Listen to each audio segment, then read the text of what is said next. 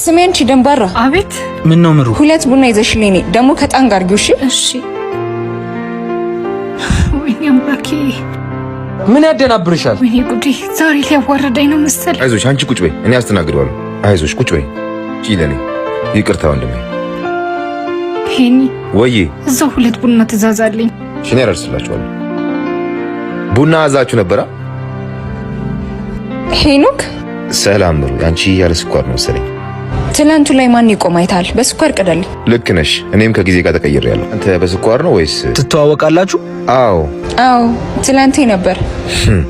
ሄኒ ምን ነው? ምሩን እኮ አግኝቻት ነው። ምሩ? ያቺ ምሩ ነች እንዴ? እና ክፉ ተናገረች? ምንስ ብትል ከዛ ህይወት ያወጣሽኝ አንቺ አይደለሽ? ማመስገኛ ነሽ። እኔ ያልኩሽ ቦታ እንሄዳለን። አሁን በመጽሐፍ እያንዳንዳችሁ የጸጋን ስጦታ እንደተቀበላችሁ መጠን በዚያው ጸጋ እርስ በርሳችሁ አገልግሉ ይላል። ይህ ማለት ደግነትና ርህራሄ በማሳየት የሌሎችን ፍላጎት